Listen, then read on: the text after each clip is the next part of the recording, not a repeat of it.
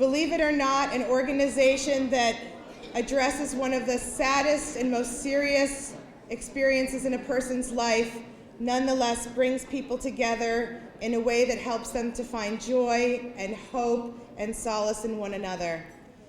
Murder Victims Family for Reconciliation, or MVFR, is an organization of over 4,000 members across the country who have experienced the devastating loss of a loved one to murder.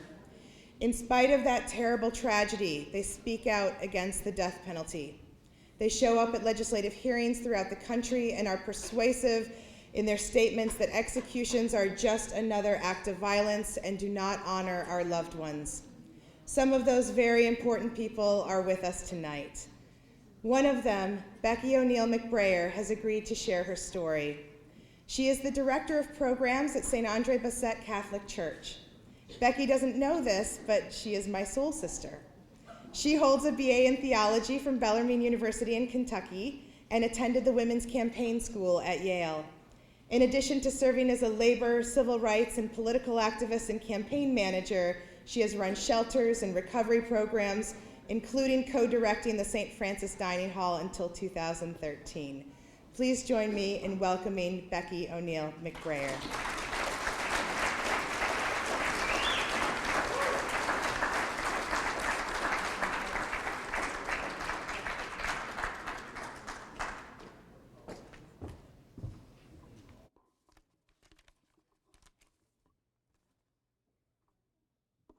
Well, good evening. Thank you. I'm so proud to be an Oregonian, and I'm so proud to be an Oregonian for alternatives to the death penalty tonight.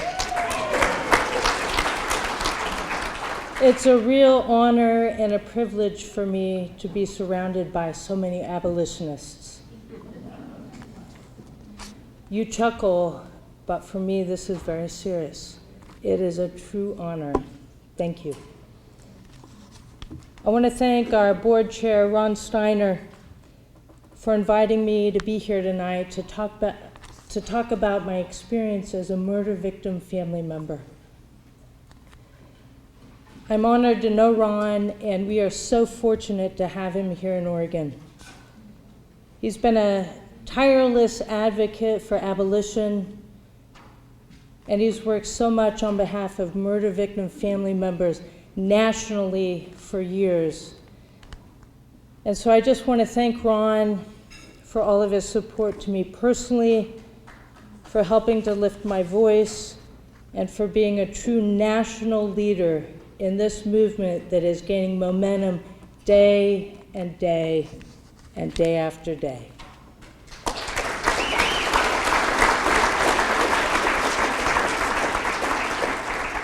It's my understanding that Ron is some sort of executive in retirement, but I found him to be a really trauma-informed, a beautiful person, exactly the kind of person that if you're in my place, this is who you want to support you and to help lift your voice. And so I want to thank Ron for helping to lift my voice this year.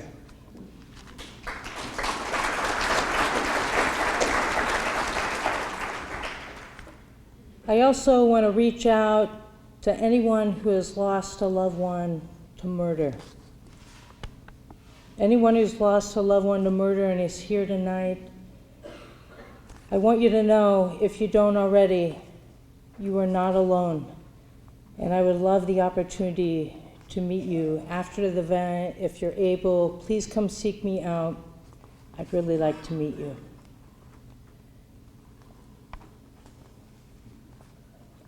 This is a really tough journey to talk about. It's my living nightmare and my most personal and tragic loss.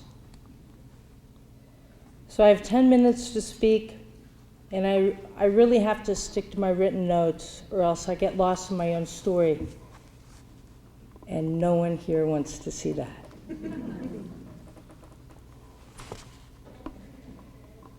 I think about the last 10 minutes of my mom and stepdad's lives. I can't imagine their fear and their suffering. Their anguish is part of the reason why I oppose capital punishment today, why I'm a member of OADP and MVFR, Murder Victims Families for Reconciliation. 9 years ago in April, my life was devastated by murder.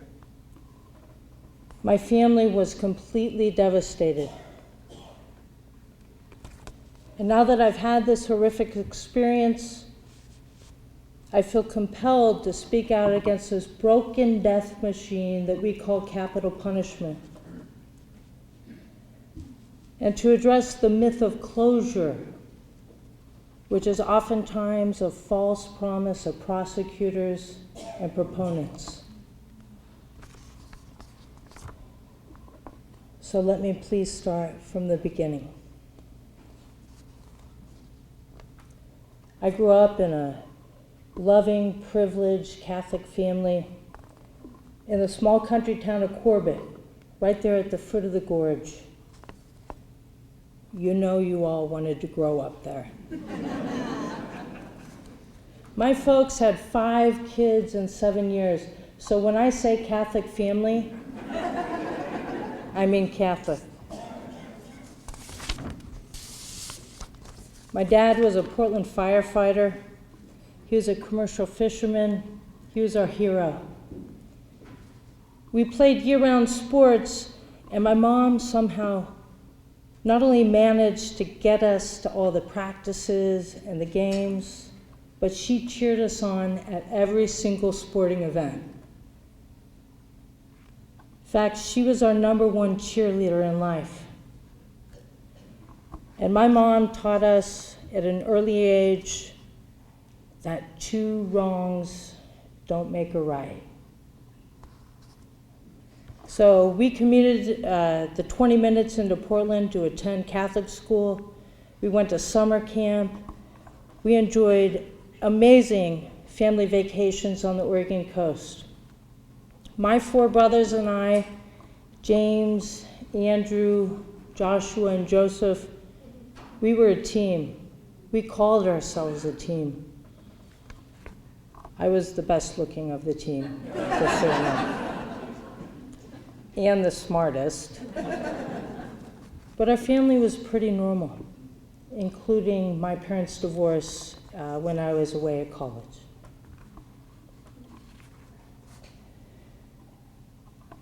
Now, my fellow abolitionists, the story turns a little sad here. My youngest brother, Joey, he'd become increasingly odd as a teenager, and it progressed well into his early 20s. Now, our family didn't know much about mental illness, and in the final week before our family tragedy, even with some red flags, we really didn't know how to help Joe, even though we were trying. In that final week, Joey was 25 years old, undiagnosed, untreated, and totally full of rage.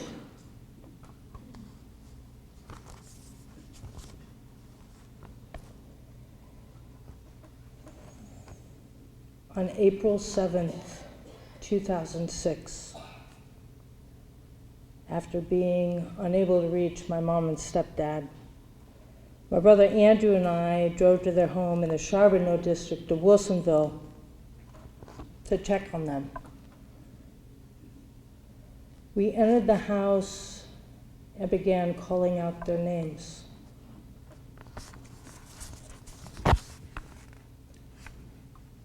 There was no response.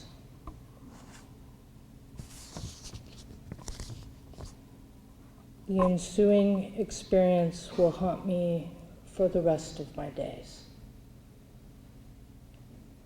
We ran out of the house through separate doors, and I called 911. Mom was 55, Craig was 60, and they'd been They'd been both brutally stabbed to death 17 times each the previous morning. So in our darkest hour, I watched yellow crime scene tapes surround us, as well as a media helicopter and a host of reporters. The entire street was lined with law enforcement. My brother collapsed, and I became so weak in the knees that I needed assistance to a bench.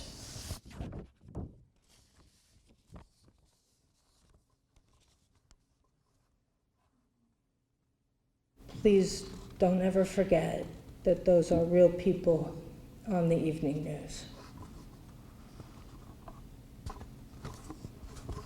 So this was just the beginning of a long and painful journey, one that's now become a journey of hope for me. We lost these two beautiful people to aggravated murder. We lost my brother to mental illness and the system. And then we were threatened or tempted, I'm not sure which, with the death penalty by Clackamas County prosecutors. One prosecutor told us, "Your brother is exactly the kind of person the death penalty was designed for." My brothers and I were divided because capital punishment divides families, and at a time when we need each other the most.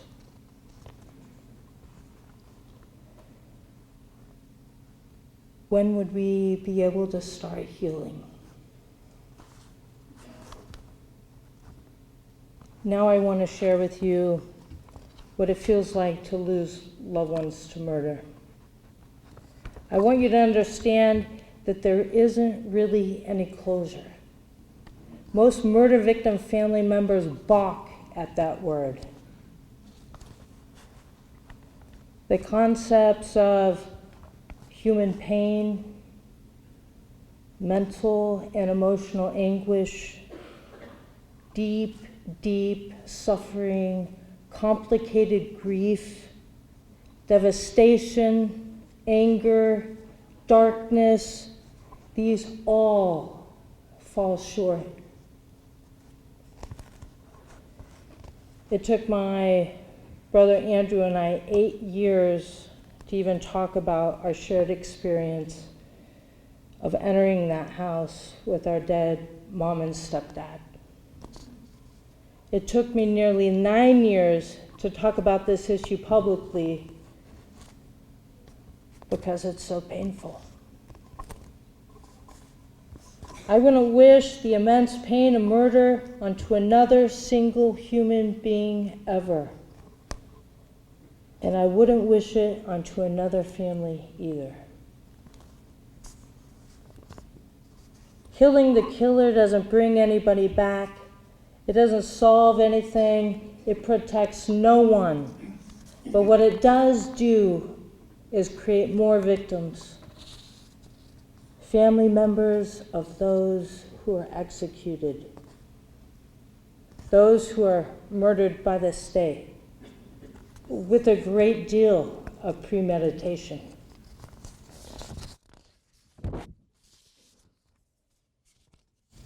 My heart really pours out to these families because I understand the pain of losing loved ones to murder, and I also know the pain of having a brother who's a murderer.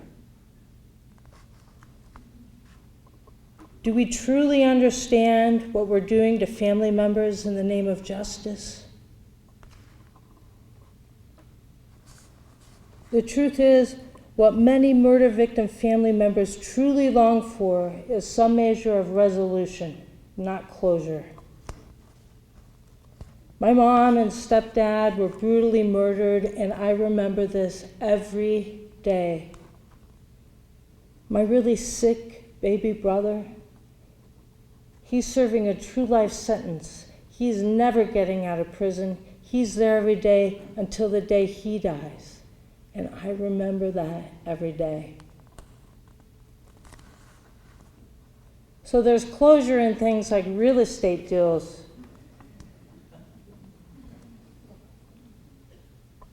We might have some real estate agents in the audience tonight. But closure doesn't really apply to the human heart.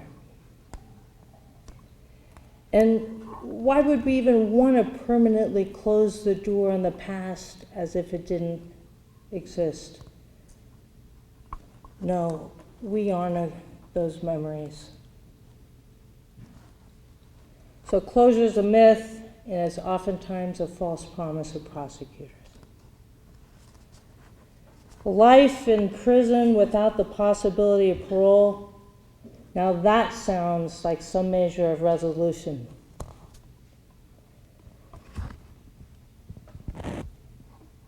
I recall sitting in the judge's chambers with 2 ADAs in Clackamas County and pleading for my brother's life. I said,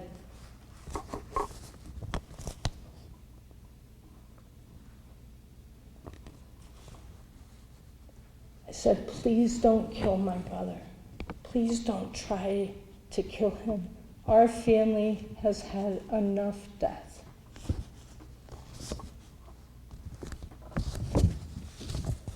So for us, life without the possibility of parole was at least resolution to the judicial part of homicide.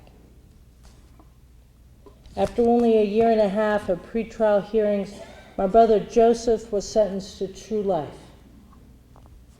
We were spared a trial because of a plea agreement. I think of the many people, all those family members who spend years, decades involved in death row cases, reliving the nightmare again and again. I still relive, but I never have to step foot in a courtroom again.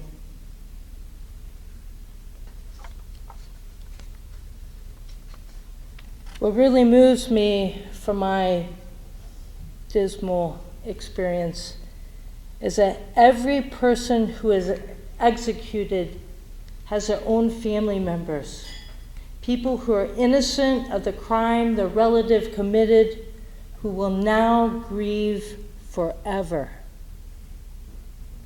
So every execution leaves another family grieving and without any societal support. Tonight, I stand in solidarity with these murder victim family members.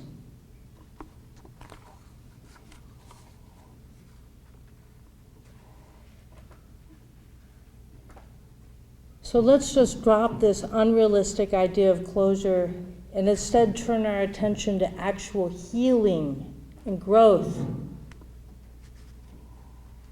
Murder victim family members can process our pain and move to deeper levels of healing.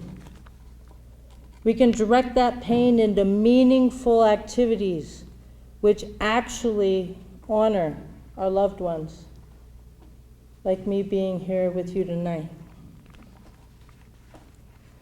We can even learn to smile again, breathe again, sleep again, and love life again. But you know what? Killing the killer won't achieve any of these things.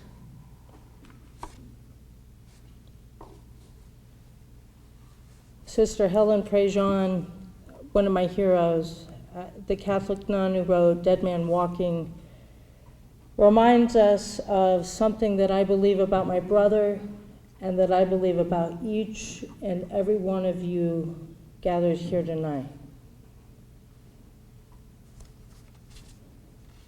Sister Helen says, we are worth more than the worst thing we have ever done in our lives.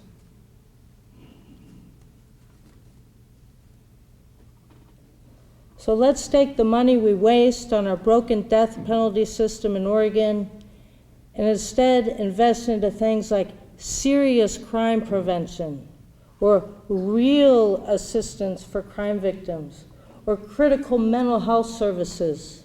The list of alternatives is endless.